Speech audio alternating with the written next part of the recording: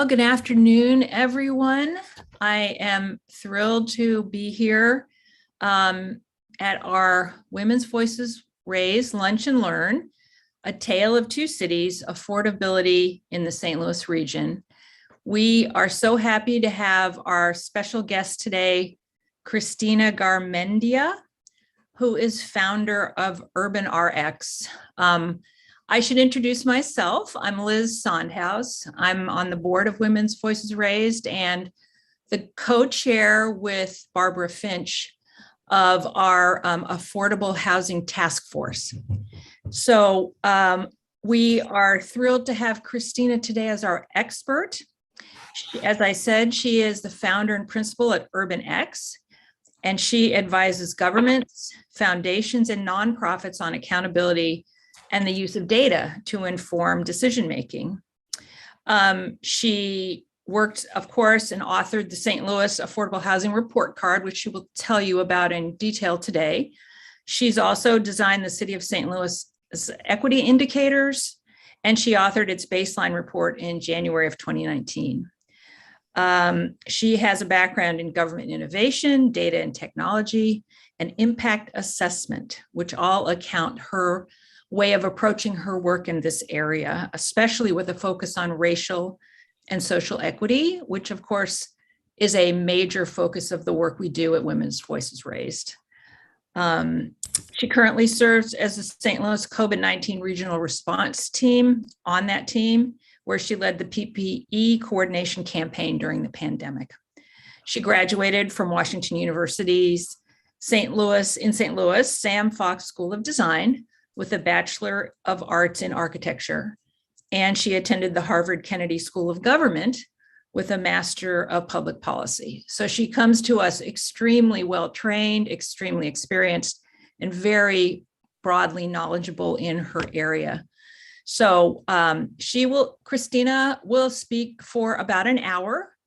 And then as she is speaking, I will ask that if you have questions, you put them in the chat.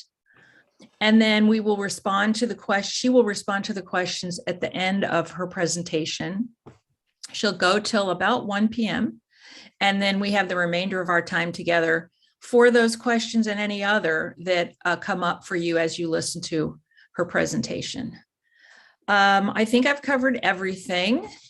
We do have a co-host, so if for some reason we have any technical issues and I leave, I'll be back, and we always have someone covering. So we're hoping that everything goes beautifully with our Zoom technology today. So without further ado, I welcome Cristina, and I look forward to your comments. Thank you so much for being here, Cristina. Thank you, Liz. And thank you all for having me. It's really great to see such a big group. And I'm going to try and be speedier than 1 hour, which means I might skim over some of my content. But of course, if you're interested in learning more about it, just put that note in the chat so we can come back to it later. So with that, I'm going to share my screen.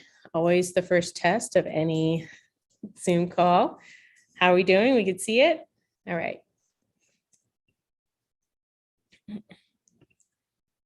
Okay. So this report card just came out in November, so I'm very excited to talk to you more about it. It's in the early days of having it be out in the world, and it's designed to be used by people like you. So the St. Louis Affordable Housing Report Card was created as an accessible, easy to use tool for community organizations, housing advocates, regional decision makers, and residents in both the city and county who want to see growth in and more equitable use of affordable housing resources.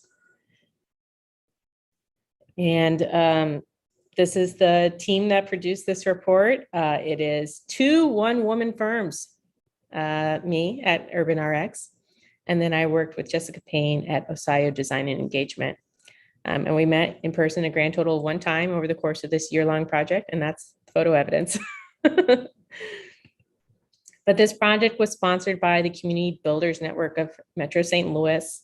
They're the ones that issued our RFP for this project, and I'm very happy to win it. And it was funded by the Deaconess Foundation. So a little bit about the initial vision for the project. Community Builders Network really saw this report card from Housing NOLA, which is based in New Orleans, and saw it as a model that we could implement here in St. Louis. And what Housing NOLA did with their report card is they created it to roadmap how to make sure that scarce government resources were being used effectively, to coordinate and increase non-traditional resources for affordable housing, and helping private sector investors make strategic choices in the New Orleans region. And so they created a whole new organization to monitor progress towards achieving these goals. And so that's a very exciting model to start from. And it provided a lot of inspiration for us as we were pursuing this project. So the approach we took to this project was first, knowing that affordable housing is a racial justice issue. When I was working on the Equity Indicators project for the city of St. Louis, one of the things I didn't get to do as much on was on housing. And so it was a real gap, and I knew we could do a lot more with talking about affordable housing as a racial justice issue. With that background in government technology, a big part of this was doing an assessment of what data was available to include in a report card, what data was available for us to hold people accountable for what they were or were not doing around affordable housing. So one component of the report card is giving a complete picture of what do we know and what we don't know, and what should we know. So I'll talk a little bit more about that. And a big part of this project was working with the Affordable Housing Trust Fund Coalition, which is a coalition that's managed by the Community Builders Network. This coalition had succeeded in their initial goal, which was getting trust funds, affordable housing trust funds, set up at the city and county. And so we worked with members of this coalition, which included community development professionals to housing tenant advocates, and just a really broad group. And they had a really strong focus on tenants' rights and that kind of perspective on affordable housing. So we worked with them to help set the priorities for the report card.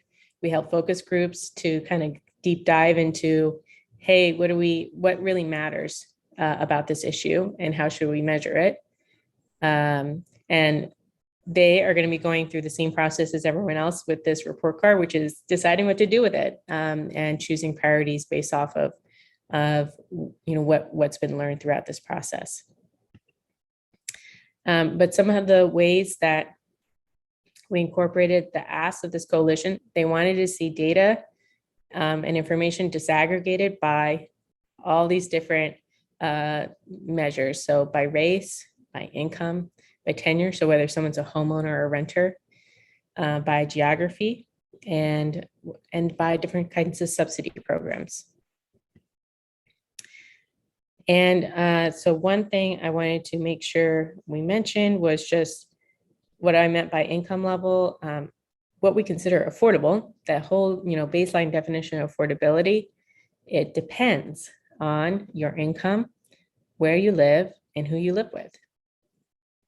And a lot of the affordable housing programs are managed by HUD, and all the eligibility criteria is based on a regional median income. And so the St. Louis MSA's regional family income for 2020 was $84,900. Seems a little high. It is high.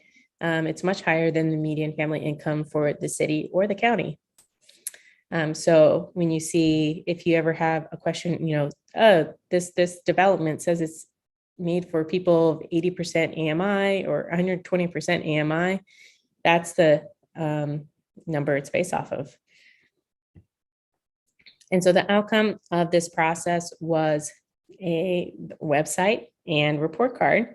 And So I wanted to briefly touch on one of the things we asked for, or the coalition asked for, was a website, because they wanted to be able to engage and interact with the data, which is kind of hard to do in a paper form. So we really prioritize putting a lot of the information on the website versus in a report. But if you download the report, it's really kind of like the highlights. It's the brief version of all the content we created. And so if you want to learn more about any one of the topics I talk about today, it's all on the website. And if you want to get the highlights, that's in the brief, the report brief. And so the components of the report card, what's included? First off is the grade. It's a report card. We have to have a grade. And we went simple with this grading scale. It's really how affordable is the St. Louis region. And that's, how affordable is housing for your household. Then demand model. This is another thing the coalition asked for. They wanted to be able to quantify. We talk about how we need affordable housing all the time, but one thing that's been missing is knowing exactly how much affordable housing do we need. And so I created a demand model to estimate how much affordable housing we need as a region quantitatively. And I did that in collaboration with the city and county, with housing experts from both of those bodies of government. So they're in agreement. Then next, and this is the bulk of the report card, is this deep dive. What are we doing about it as a region? And that's split into two groups, two types of activities, whether we're preserving existing affordable housing or whether we're building new affordable housing. And lastly, accountability recommendations. Like I said, I did an assessment of whether we were tracking the right kind of information to help us measure what matters when it comes to affordable housing. And so a lot of the recommendations in this report card are all about data, and they're all about to specific stakeholders in our region, and telling them what kind of data they need to be collecting for us to evaluate their performance and our collective performance around affordable housing. And what's online is the interactive maps that we've made, so you can look up data for your own geography. And we also have, knowing that we're always learning more about affordable housing, we wanted to create a place for that to live. And so we have a whole blog that allows us to provide updates. And so what I meant by preserving existing affordable housing, we're talking about quantity. Are we maintaining the quantity of affordable housing opportunities we have? Are we improving the quality of those existing units? Are we preventing displacement? So like evictions and foreclosures. And how are we financing or helping people finance home repairs and home rehabilitation? And by building new housing opportunities, we're talking about increasing the quantity. So how many new housing units are we adding, or housing vouchers? This section is also where we do a deep dive on housing vouchers in terms of supporting mobility. So allowing people to live or find affordable housing in places other than where public housing is. And then lastly, again, financing. What financing are we providing for new construction and for homeownership? And so I'm going to switch us to the website real quick so I can show you where things are. And then I'll dive back into some of the findings. Okay, so let me see. I haven't done this part before where I'm showing you a website. Does it show you the website? You're seeing it? Okay, good. Sometimes screen share, it only like sticks to one tab. So here's the website. It's at affordablescl.com. We have the sections of where you can download the report here, this first tab. Then we have an about section. The deep dive is, I wrote 80 pages of content for this report. And so this is where it all lives, and it's organized by those sections I described. So when you were to click on a section, it'll show you the highlights, an overview, In this case, we're talking about all these different programs. And then we break down what we know about those programs. So, and if we have maps at the end, these are all interactive maps that you can choose, what you want to look at. So where is public housing in the St. Louis region? And you can hover over the map to see the census tract number, which is a little wonky, but everything on this map is in census tracts. So one thing we might have to do a follow-up on is like how to look up the census tract that match your area. And then just the number of units that are in that part of the region. So the hovering allows you to kind of see how those numbers are based on geography.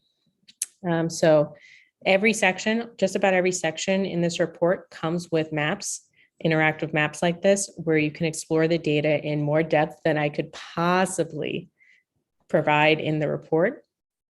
And use it in whatever way makes sense. So if you have questions about how to use the map or how to interpret the findings, feel free to reach out. I'm happy to help. It's not totally intuitive all the time. And we're learning as we go here. So, and if you want to see where all the maps are, they're all here on the Maps tab. So if you're using this, for some reason, if you're using this on your phone, we have links to the mobile friendly version of all these maps, but they're all here, all in one place. And if you use a mouse, you won't have this zoom problem that I just did, because I'm scrolling over it with my mouse pad or with my finger pad on my laptop. But you can see there's tons of maps for you to dig into and learn more about. This updates tab is our blog. This is where we're adding new information, where we're going to be putting in, we're currently soliciting content from our members to respond to this report card, to talk more about issues that impact them, and to talk about some of the things we weren't able to cover in the report. And there'll be soon things on this event. There's more events happening throughout the year here, and this is where you'll find out about them. And then the Take Action tab, which is just allows you to contact us for more presentations or to join the coalition. So that's the brief overview of the website. I'm going to jump back into the presentation now, if I can do that. Okay, so we're back here. All right, am I still in present mode? I got a little lost. Okay, so everyone can see that. Hopefully not all my downloads. All right, so the basics. How are we doing? How affordable is St. Louis anyway? So this is the affordability grade I was talking about. And basically what that is if you've heard of housing cost burden, rent burden, it means that someone is paying more than 30% of their income towards rent or towards their mortgage. And what we're calling percentage of households with affordable housing are the people who aren't experiencing that, who aren't experiencing rent or mortgage burden. And it's a pretty simple letter grade scale. It is like 90 to 100 is an A, 80 to 90 is a B, 70 to 80 is a C, and so on. So that's what that means. And so in the St. Louis region, city and county, 29% of households have housing cost burden, which means 71%, the inverse, have affordable housing. And that's a letter grade of a C. You can see here that and why this presentation is titled A Tale of Two Cities is that if you're making below 50% AMI, so 50% of the area median income, it's hard for you to find affordable housing. And the vast majority of households aren't. So they're getting a score of an F. And so when you get to making more than 80% of AMI, so much closer to the average median income, it's pretty common to have affordable housing. So they have a score of a B and an A. We also show this data disaggregated by both race and tenure. So whether someone's a homeowner or a renter. And so you can see here that when you look at white and Black households, there's a big divide in experiencing affordable housing. White households have a letter grade of a C. So 77% of white households have access to affordable housing. Compared to Black households, that's more like 56%, and that's an F. When you disaggregate that by tenure, so when you're comparing rent with whether someone's a renter, whether someone's a homeowner, the gap narrows, but it still exists. So if you're a renter, you're pretty bad off, whether you're white or you're Black. White renters got a D, Black renters got an F. When you become a homeowner, you have greater access to affordability. Being a homeowner is more affordable here in St. Louis. And you can see here, white homeowners got a score of a B or a grade of a B, and Black homeowners got a grade of a C. So you can see that there's still these differences, even if you account for whether someone's a renter or a homeowner. And of course, if someone's a homeowner, renter or homeowner, does have something to do with race here in St. Louis. When you look at the big picture, this graph shows you how many renters and homeowners we have in each income bracket. And the big takeaway, besides the fact that we have both renters and homeowners in every income bracket, is that we have a lot of financially secure homeowners in our region. Look at that, almost 200,000. And so if you think about who is a 100% AMI homeowner, that's going to include a lot of the people in power. And that's probably why St. Louis has been described and is thought of as an affordable place to live, because we have these totally different experiences based on income level and whether you're a homeowner or a renter. So the other big question, the basics, is how much affordable housing do we need? And that's the role of this demand model that I talked about earlier. And what's in a demand model is, first you have to define what affordability is. Then you have to estimate the supply of housing units. Then you have to estimate the demand for affordable housing. And then you're comparing the two. So whatever supply cannot meet demand, that equals the unmet demand. And so I'm going to walk you through it really, really quickly, but this combines a couple of those things. So here you can see who is it that needs affordable housing. We have them split up into these income levels. And who are these people? I looked up the typical wages and incomes for various professions throughout the St. Louis region. And this is what matches up for the St. Louis region. So less than 30% AMI, that's about an income of $22,400. Okay, that's the max. And that's the typical income of a childcare worker in the St. Louis region. This is a big chunk of who our renters are. 27% of our region's renters fall into this income category. When you look at that next income bracket in blue, that 31 to 50% AMI, that's the annual income is around, the max is around $37,000. And that's the typical income of an EMT. This kind of group is 18% of our total renters. And what's affordable to them is that bottom row, which is $934 a month. That's like the max, representing 30% of their income.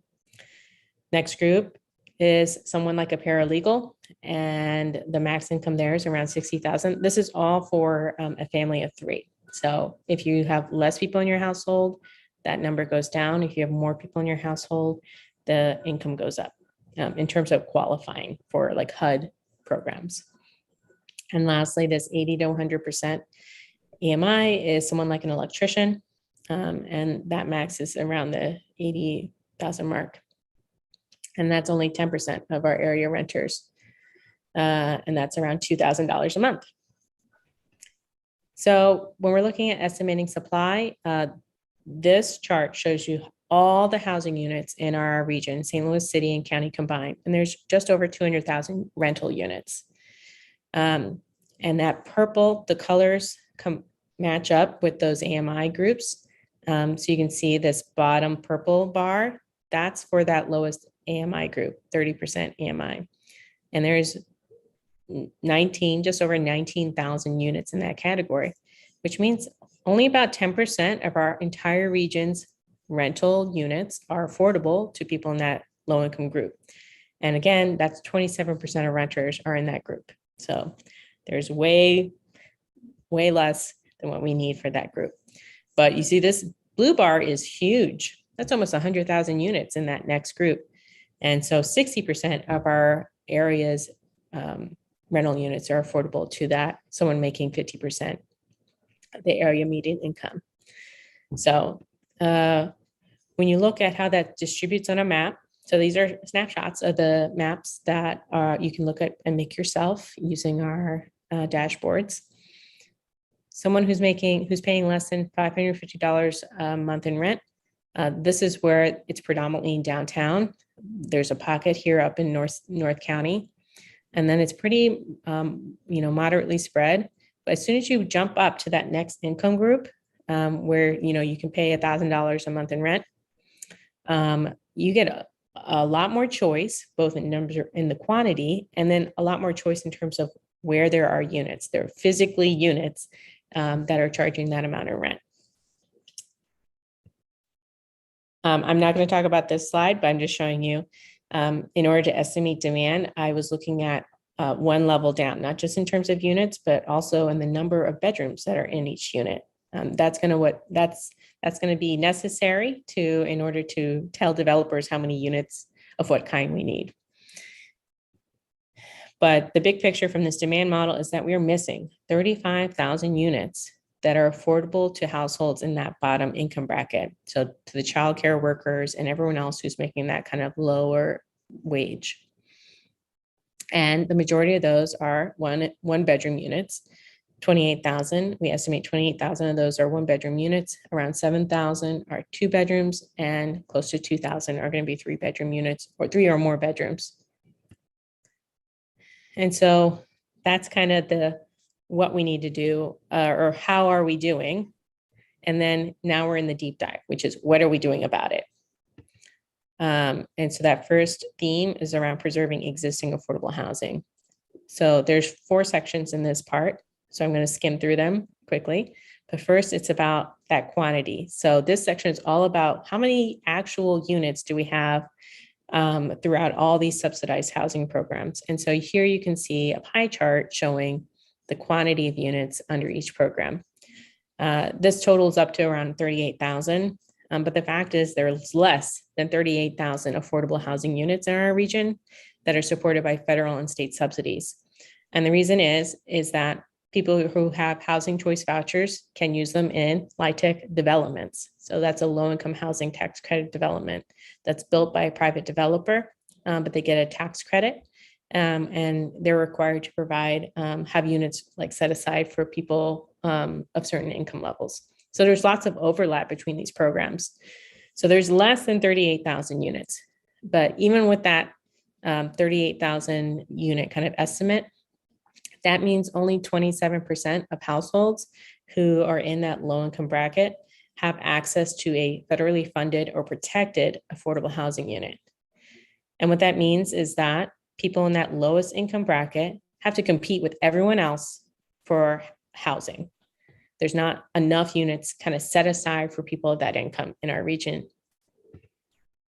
The next section is around improving quality.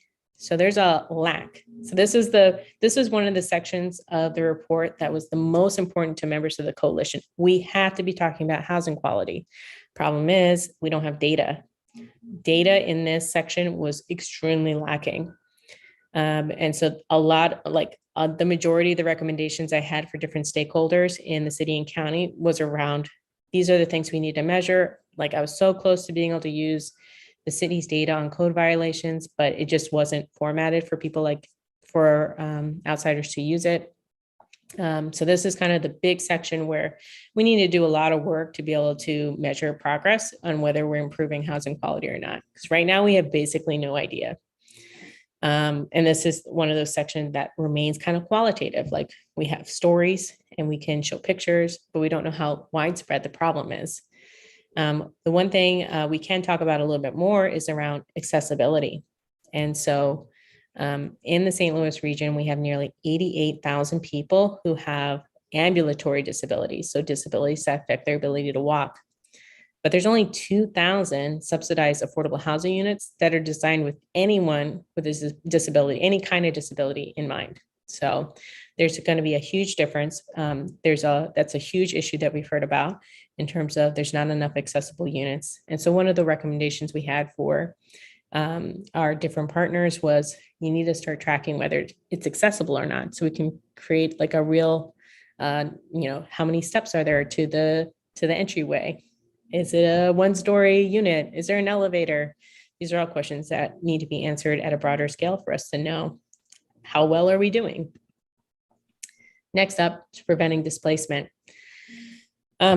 Preventing displacement includes, talking about evictions and foreclosures. And here's some of the highlights from this section. We also, one way to measure displacement is how rapidly rents are rising. And what our findings were that in just 5 years, median rents have risen by 11% in the region. And something that's come up a lot is, people being behind on rent and being at risk of eviction. Right now in the St. Louis region, there are over 25,000 households that are behind on rent. And the average rent debt that they have is $2,700. And then that ties to the fact that we had nearly 18,000 evictions in the city and county in 2019 and 2020. I included both years because 2020 we had the eviction moratorium, and that brought down evictions by around 70% compared to 2019. And so if we want to talk any more about evictions, happy to. I have a lot of information about it. Here's kind of the maps we made related to it. You can see the majority of evictions are happening in the county, and the majority of 37% of evictions are happening in unincorporated St. Louis County. And then when you look at closer to the city, those evictions are most common in the downtown area, and then the 63118 zip code, so which is Benton Park, Gravois Park, Tower Grove East, and Dutchtown. And I'm happy to talk more about that. Lastly, financing home repairs and rehabilitations. This was one of the big findings. I've talked about it a lot to city and county representatives, is that we have a huge need for home repair dollars.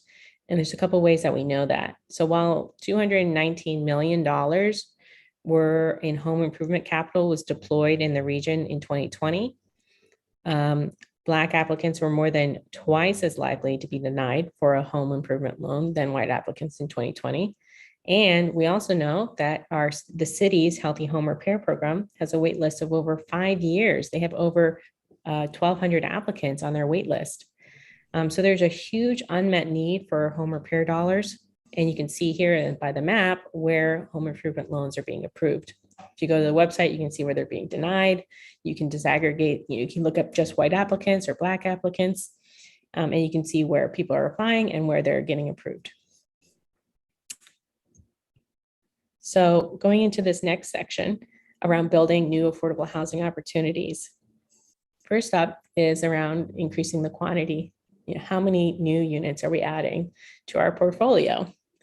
And in the past 6 years, St. Louis has added nearly 13,000 new housing units, most of which are non-subsidized and are only affordable to higher income households. So most new housing being built in the St. Louis region is not built with a subsidy, is not built with people of a lower income in mind.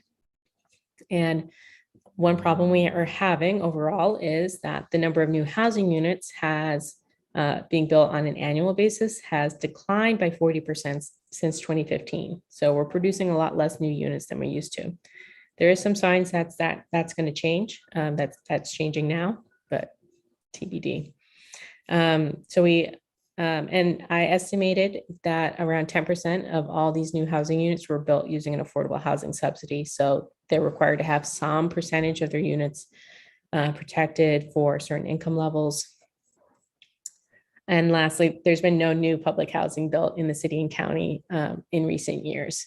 So in the city, the last time they built something new was in 2018.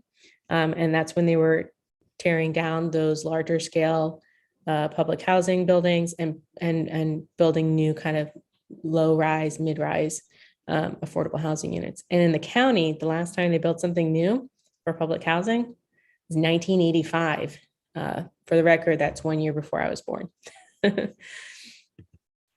when you look at this, I'm happy to go more in depth on these numbers, but this is just to give you that picture. You know, the number of new units overall has declined by 40% since 2015, and that the majority of that decline is because we're not building as much multifamily. When you look at where new housing is being built, most of it is happening in unincorporated St. Louis County, followed by the city, followed by Clayton. Fun story about Clayton is that Clayton has 1% of our region's housing supply, just 1%. But if you look at new construction, they have 10% of all of our new construction. So Clayton is adding a lot more housing, and they're becoming a much more important player in our regional housing landscape than they might feel. And so on. You can see kind of this is where housing is being built. And when you take out single family housing, which is almost always built for that it's almost always built without a subsidy and it's built for people of good incomes. If you just look at multifamily, so these are apartment buildings, and most of them are kind of large scale apartment buildings, more than 5 units. Most of those are being built in the city, but still unincorporated St. Louis County is a big player. And again, Clayton. So when you look at Clayton, 684 units here, 618 of those are multifamily.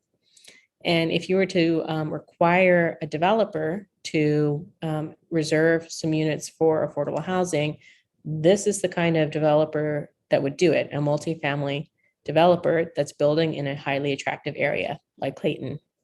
But right now, Clayton does not have any requirements of developers. They also have 0 subsidized units, including housing choice vouchers. There's no one using a housing choice voucher in all of Clayton right now, which is crazy. So getting to that, where are people using programs like vouchers? That's the topic of this entire second section in this part of the report on supporting mobility. And by mobility are people able to move to places of higher opportunity? And there's an actual definition for what's considered a high opportunity area. And it is very few small municipalities in the county that qualify. But basically, it's where poverty isn't concentrated, where there's good school districts, where there's higher incomes. So, and only 9% of voucher holders right now kind of live in places that qualify as a high opportunity area. And there's just over 13,000 housing choice vouchers being used in our region today. And that means around 2% of all renters are using a housing voucher. But this is where they're using them. So housing choice vouchers is a bit of a misnomer. You know, it's a bit of a misnaming because when you get a voucher, it doesn't necessarily mean you have a big choice of where to live. They have to reach out to private landlords and they have to be approved, and the landlord has to accept their voucher. And there's a lot of landlords, as you can see by this very empty map, that in the county that aren't accepting vouchers in practice. And there's only a few areas of our region that have source of income protection. So where you can't discriminate against someone based on the fact whether they're using a voucher or not. So, and so that's kind of one of the issues we touched on in this section. Another one is, do we have enough vouchers? And the answer is definitely not. If you were to look at the wait list, so the number of applicants compared to how many vouchers are issued per year on average by housing authorities, it's a very big difference. So you can see here the equivalent at the rate at which we're delivering vouchers today, you're going to be on that wait list in the county for 15 years, and you're going to be on the wait list for the city for 42 years. And it's so long that a lot of times when the housing authorities are reaching out to people who applied to say it's your turn, they've changed their number, they've changed addresses, things have changed for people who have low housing stability. And so they're just having to have move on and move down the list. So right now we don't have enough demand to meet the need. And if you look at where all these different programs, we have where all these different programs are being used, and you compare where they're concentrated, the majority of subsidized housing programs are still located in majority Black areas of the region. If you look at the demographics of the census tract they're in. And in fact, the housing choice vouchers are the most likely to be used in a majority Black census tract, compared to looking at the majority of our households are in majority white areas of the region. So that's one way that we're going to be tracking whether we're supporting mobility or not. Then lastly, in the sections around financing new construction and home ownership. So new construction is typically done by developers. So we're looking at both what their needs are, as well as for people who want to become homeowners. And there were around $34 million of subsidies for construction or major rehabilitation of affordable housing projects in the region in 2020. Sounds like a lot, except for the fact that that only represents a small portion of the projects that people wanted to do. So only 37% of applications were approved for financing. So the majority of applications of things that people are trying to do to build affordable housing are being denied because there isn't enough capital in those programs. Then when you look at home ownership, this is the biggest number in the report. Close to $5 billion in home mortgage capital were deployed in the region in 2020 alone. And that represents around 20,000 mortgages. The majority of those went to white applicants. And we found Black applicants were 3 times as likely to be denied a home mortgage loan than white applicants, and is most frequently on the basis of their credit history. But when you take a look at the map, when you look at where loans are being approved in the region, it's out here in Eureka, it is out here in the county. And when you look at where denials are concentrated, you can see the Del Mar divide right here on this map. And this has been an old story in St. Louis. I'm sure you've seen a map similar to this, and it's still happening. And so you can see the max, there's parts of our region where 75% of mortgage applications are denied. That's crazy. There's places where you cannot get a mortgage in St. Louis. And so what's next with this report?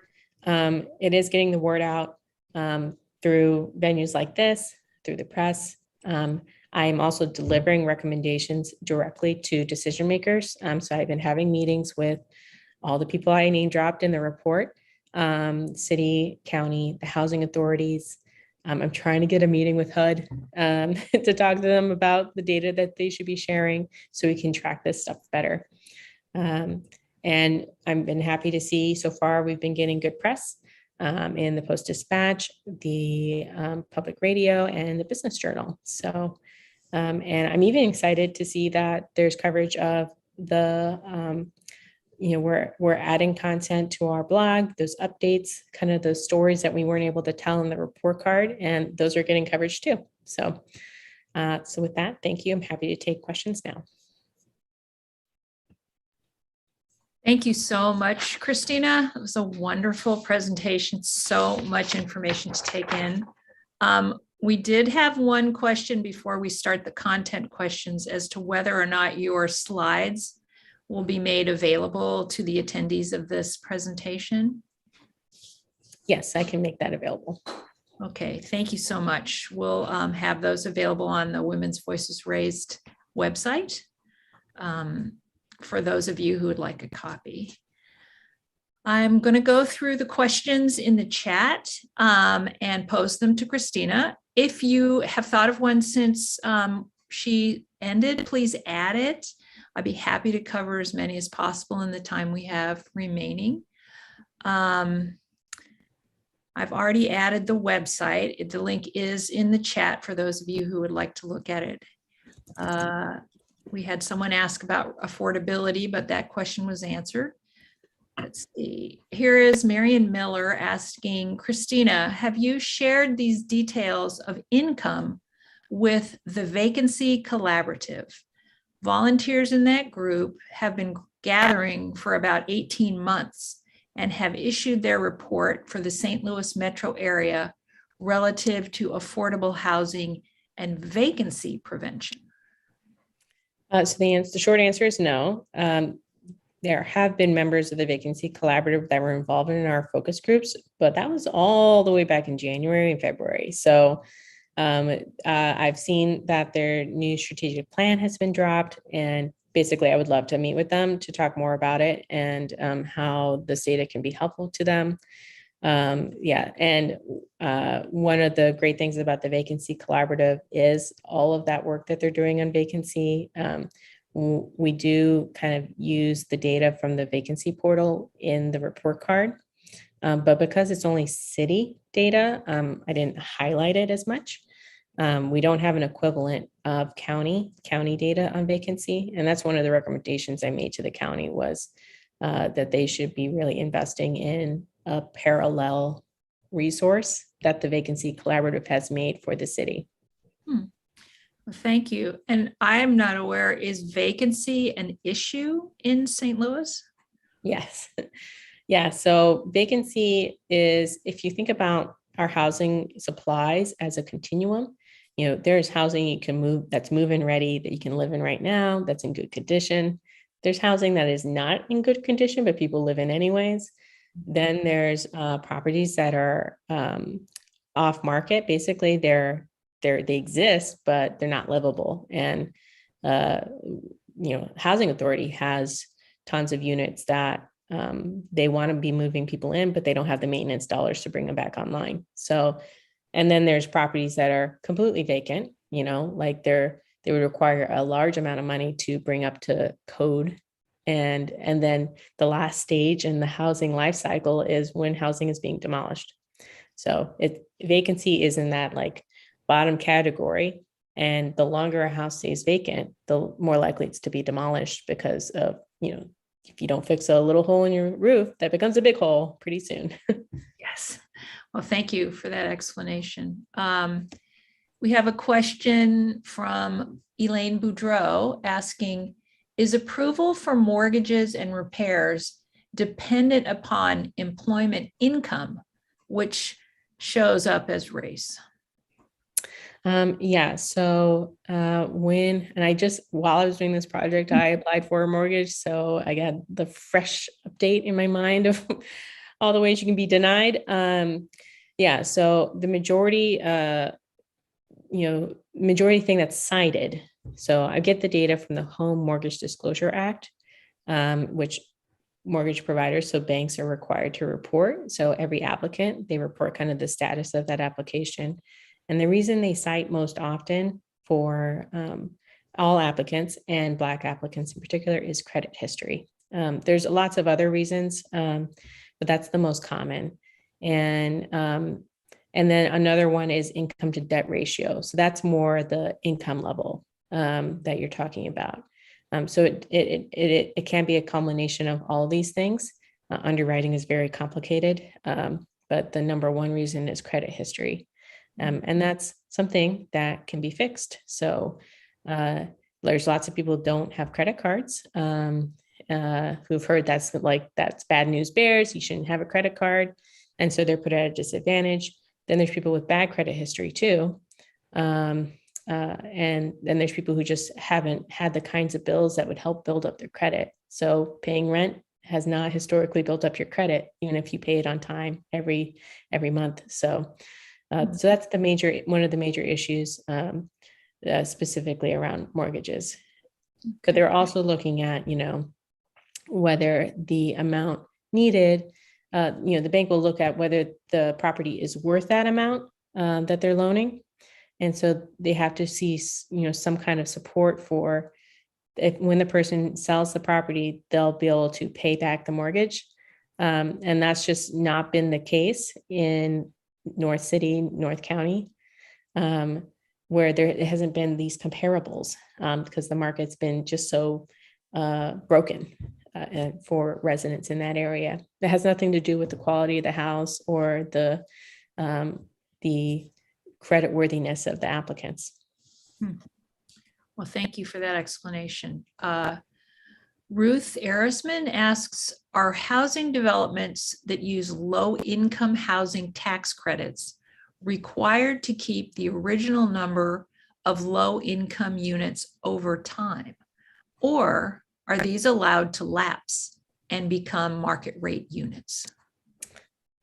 So yes, they are required to maintain a certain number of units to these certain levels of affordability.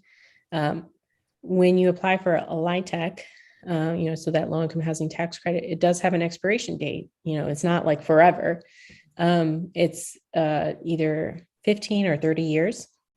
And so what we're monitoring is how many of those expiration dates are coming up. So those are starting, that program was created 30 years ago. And so those programs are starting to lapse now. And so we're going to be tracking whether those units stay affordable or not, even after they're not required to be anymore. What a lot of developers are looking at, what you're going to be looking for, the key word here is re-syndication. And so that's what we call it when they kind of, recommit to providing affordable housing in that development. And so that's something to keep an eye on for sure at this time, and because they're starting to expire. Okay. Are there currently incentives for developers to maintain the affordable levels after resyndication? Yeah, that's right. Okay. There's no requirement, right? They've met their obligation in exchange for those tax credits. Why a developer might continue to do so is because now that development is 30 years old. Right. If they were to have it go into the market rate again, that is the market rate. It's, they can't charge the highest rent anymore because there's newer buildings with more luxury features. So, it really depends on a lot of developers, go into this business with the intention of providing affordable housing, but it really depends on the developer, depends on the property. So it is something to keep an eye on for sure. Did I answer that question? I feel like I might have gone off track. No, you did. Definitely. Thank you. Elaine Boudreau asks, income medians can be hugely skewed by one wealthy person averaging in with many low incomes. Would you agree?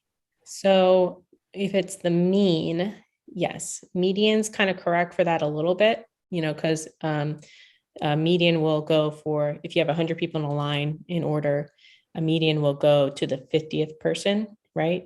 And so that's the median income, is the income of that person in the middle of the line, while mean would average all of those. And so it would skew more to the wealthier, if there's a bunch of really wealthy people at the end. So it is not extremely skewed by one person, but it is skewed by regions that have pockets of wealth. So there is the surrounding area around St. Louis City and County is a lot wealthier than the city and county. And the city, the county is wealthier than the city, and so on. So, and there's a lot of people that live in the county. The city is 300,000 people and the county is over 1 million. So there's, the region has a lot more people that are doing better off than the kind of core. Okay, thank you. We have a question from Kathleen Gund, who asks, could you discuss landlords that cannot accept HUD because they do not meet HUD requirements, and whether or not landlords use that exception to deny that they discriminate based on source of income? Yes. So What it takes to accept a voucher, it is a little bit more complicated process because they have to go through a inspection. So that inspection is led by the housing authority. And one of the things, and typically if someone's doing a rental, they're also having to get inspected by the municipality. So that can feel like kind of a double inspection. And one of the things that we're talking about to reduce that burden is to have the housing authority's inspection done by the municipality. Oh. So it's just one inspection. So that's one of the things that has been brought up as a barrier. There's lots of benefits to being, a voucher household too, in that you don't have to worry as much about people not being able to pay because you're getting 65, 70% of your rent guaranteed from a government source.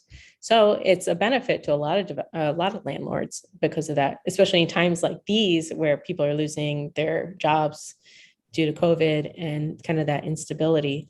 It's been a benefit for landlords who are on voucher programs because they're getting guaranteed rent.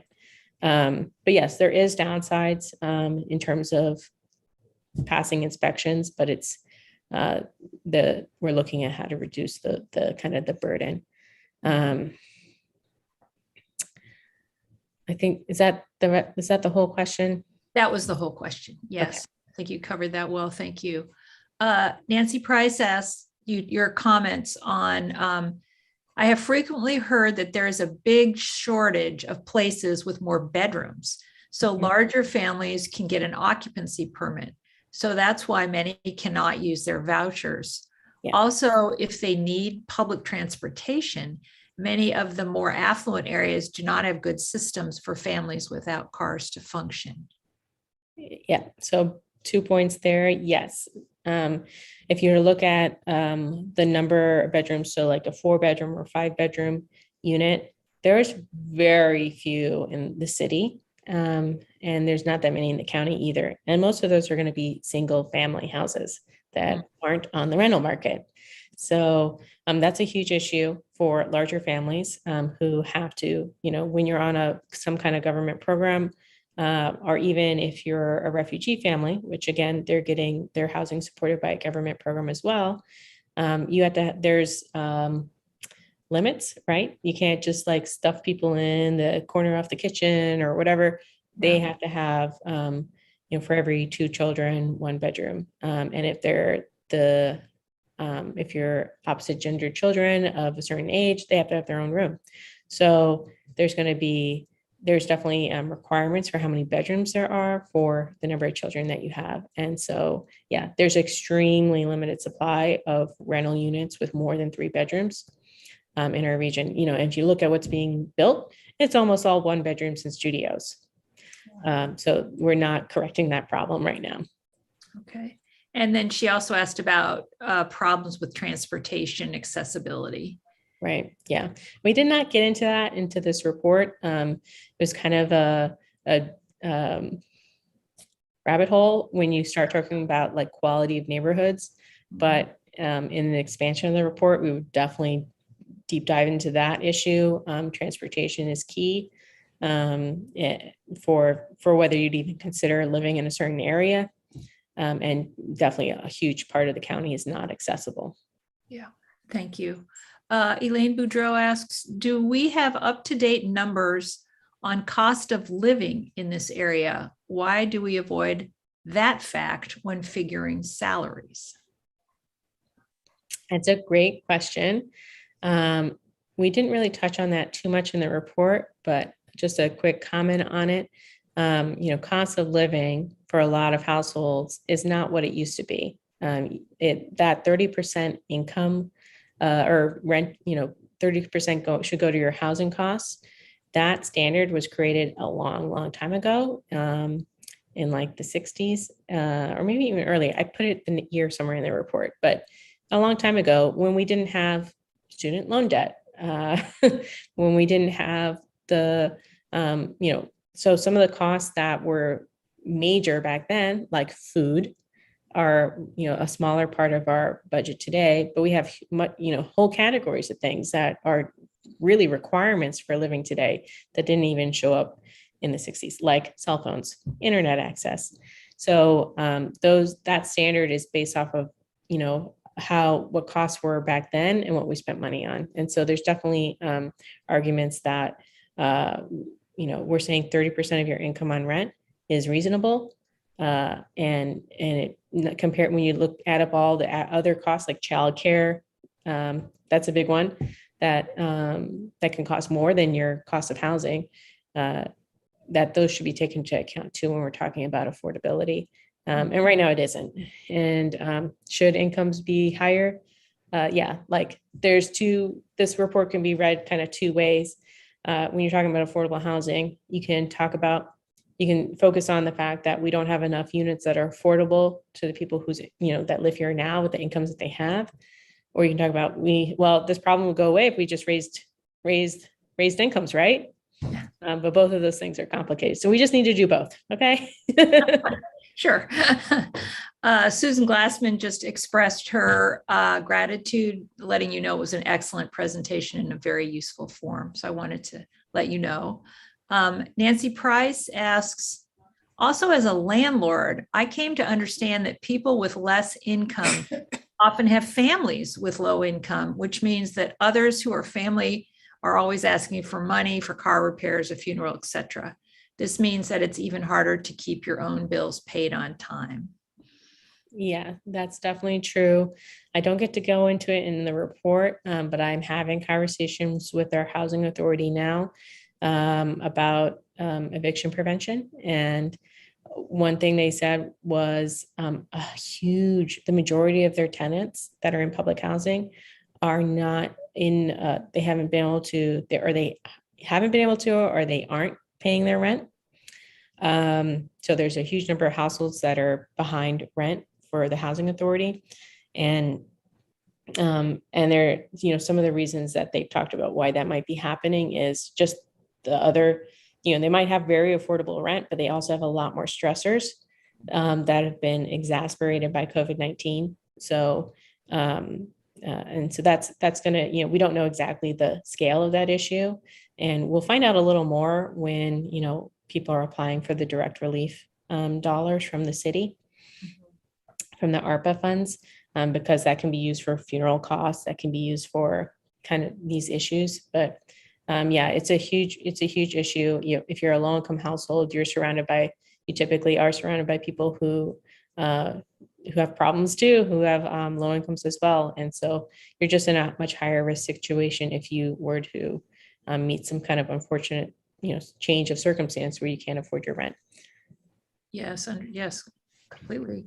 Elaine Boudreau says, where are controls in place to require monies obtained in grants for upgrading areas to help those in need, rather than bringing in higher income residents, renters, AKA gentrification?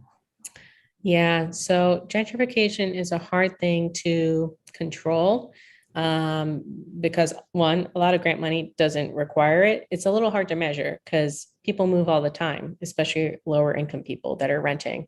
You're moving all the time. And so it's sometimes hard to prove that people are being displaced because of X intervention, of X thing, because they're gonna have to move in a year anyways, because they're renters. So displacement has been a hard thing to study and to measure. Evictions. I talk about evictions. The eviction data we have is all in undercount because there's formal evictions that go through the legal system. And then there's informal evictions where they're getting the door lock changed, or their stuff's being thrown off on the street, or they're being pressured to move. And so they're being, threatened with an eviction. So people are moving out involuntarily. So it's a huge issue. It's a hard thing to measure. So I would say right now there aren't any controls. Okay, thank you. A question from Susan Glassman. It is my impression that a high percentage of LIHTC awards go to elderly developments rather than family. Is that true? Yes, it's a great question. I pulled I characterized kind of 5 LIHTC developments from the past year in the report card. And yeah, the majority of them are elderly. I would have to do a little more research to give you like the percentage breakdown, but yeah, a lot of LIHTC developments are going for elderly housing, which is, needed. And I think we really do need to invest more in family housing because we have a huge deficit of 3 bedrooms or more. And I hope that's something this group can advocate for. Thank you. CGR asks, perhaps I missed this. Does the assessment of housing quality include considerations of safety within and around the home? Does it address easy access to essential amenities? Yes. So one thing I mentioned about the housing quality section is that I wasn't able to create indicators for a lot of the things that we think are important when it comes to housing quality. So safety was a huge thing. When I looked at who was collecting kind of data around safety issues, our housing authorities report, crime. They report, how many times, there's rodents or cockroaches or things like that in their monthly reports. But I don't have the equivalent data for non-public housing. So how often is that happening in LIHTC? How often is that happening? So that was going to be a kind of biased picture. It's like I was going to be punishing the housing authority for being more transparent if I really emphasize that. So that's kind of one of the issues I don't have good data to really compare like how, to give a good measure around public safety. It's definitely something we talked about. And so I'm looking forward to collectively putting our brains together on this issue so we can figure out a good way to measure it and hold people accountable for that. Okay, thank you for that. Nancy Price asks or states, Section 8 inspects at the end of every 12-month lease, even if the person stays put. Non-Section 8 basically only requires an inspection when someone new moves in. Would you comment on that? I think Nancy, nailed it right there. Like just talking about the greater accountability we have for landlords that participate in the Section 8 program. And that being seen as a reason not to participate in the Section 8 program. And I think, the long-term answer is if we can invest more in just regular inspections in general of all properties, then that disadvantage would go away. But that is a big ask for, city municipalities to actually do proactive inspections. Mm-hmm. Well, that makes sense. Thank you. Ann Ross asks, how much pressure on the current St. Louis area housing do Afghan refugees place on the low income housing availability?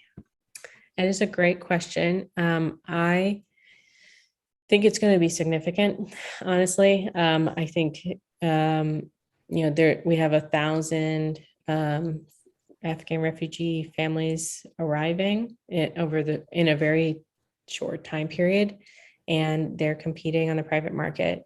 So International Institute is going to be helping place households, but those families sign their own leases with private landlords. So they'll get, they're getting like the first 3 months of their rent covered as part of their like refugee package of benefits. But they're competing on the private market. There's not special housing for them. And a lot of Afghan refugees have come with large families. So there's going to be a lot of pressure on that end of the market for for years to come. As refugee families settle and, get to know the area, they'll spread out a little bit. They may move away from St. Louis. But yeah, we don't have, that is one of the huge concerns and one of the big challenges that the International Institute has is that they don't have enough housing units identified for families to move into. So they're living in hotels until they can find housing. So it's going to be an issue for sure. And it'll have downstream effects on people who live here already. Right, absolutely. Thank you. We've come to the end of the questions in the chat. I wanted to ask one further question. You did allude to this, but I'm wondering what actions would you recommend a group like ours make a priority to support your efforts as you move forward? Well, definitely take a deeper dive in the report. There's so many things that anyone can do. So it's really just picking one. I do think family housing would be a huge, it's a huge topic. Increasing home repair dollars, huge opportunity there. It's really, there's something critical in every area. And while I was pretty focused on accountability, like who is doing what, this is the first report, right? So in the years to come, I always do updates. We'll have kind of a better picture of what's moving on its own. But the fact is, nothing changes without pressure from groups like this. So I think another thing I would prioritize for this group is so many, as I alluded to in the beginning of the presentation, a lot of people don't see a problem. They don't experience that there's a problem with affordable housing at all because they're in that 80% AMI or above, or they're a homeowner, and they just have had extremely affordable housing for a very long time. So I think it's really creating empathy for the people that aren't in that circumstance, and seeing, when we're talking about affordable housing, it's for working people. It's for your childcare workers. It's for your teachers. It's for your EMTs. It is for, people that are doing great work in our community, and that we should figure out a way to, support them, and to increase housing stability for our region as a whole. It has a lot of downstream effects. So I think it is around normalizing it as a value, and something that we need to invest in. And that it's something that we collectively are responsible for creating. As you can see from the maps, a lot of regions of the county take no responsibility. Yeah. They could be doing more to, show support for housing mobility by creating lists of landlords that are willing to accept vouchers, help landlords kind of walk them through what it takes to, become someone who accepts a voucher, and kind of proactively marketing themselves as places for people to live. But yeah, there's so many things that we can do no matter where you live. And even if you're in a region that's like a lot of single family housing, looking at where there's multifamily housing nearby and what could be done there. But a lot of the construction that's happening right now is in unincorporated St. Louis County. And so there's not as much accountability just by the fact there isn't a municipality to talk to. You have to go straight to the county if the county provides services there. So those are all places that need more accountability and being asked to do more. Okay, well, thank you. That's a very helpful response. And I did want to add, we are taking on this partnership, and Ruth Arisman made the point that we are very pleased to also have been one of the partners that helped shape this report. So we certainly support your work thus far and will continue to do so. One last question peeked in at the end as you were talking, and I'll put it to you and then we can close. That's Kathleen Gund asked, can you please mention the new St. Louis Property Tax Assistance Fund, which will assist homeowners who are delinquent with their property taxes? Yes. So brand new, just announced like last week. So this is a program being offered by the recorder. Which office is it? Kathleen, do you remember? Can you put in the chat? It's like, I can't remember. It's like, I'm like, is it the recorder of deeds or is it the registrar? It's who you write your checks to when you pay your property taxes. Oh, it's the recorder. Collect your revenue. There we go. Collect your revenue. So Yes, people forget to pay their property taxes all the time. And if you are behind by a few cycles, that's when you're put on this property tax sale roll. One challenge with showing up in the report card is that they will put out that list and then people will call and pay their taxes and be taken off. And then they take down that whole list after the property tax sales happen. So I don't actually know. We don't have a good number of how many people were at risk, how many people's properties were actually sold. So that's one of the asks I made for that office is to annualize their numbers so we can see whether this program is working.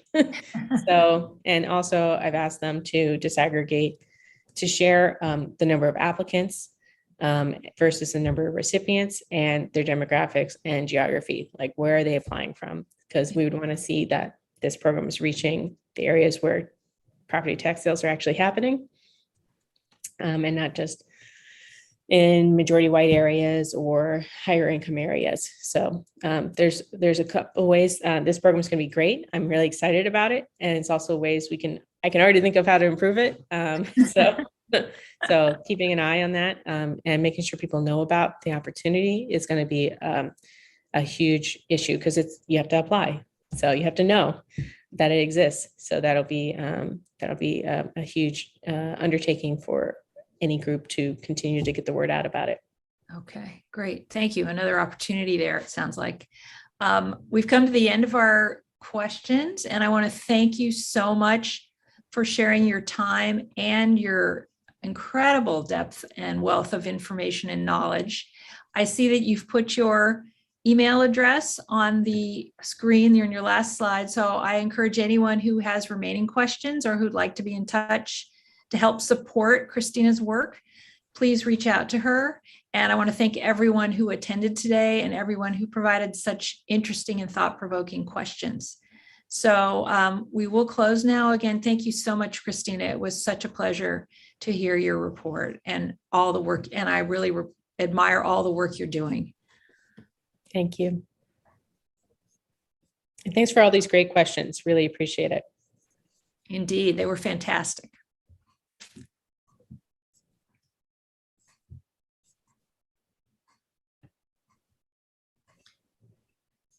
And you received many, many comments in the chat about how wonderful your presentation was. So we all agreed it was a great privilege to hear you speak. Thank you so much. Really appreciate it.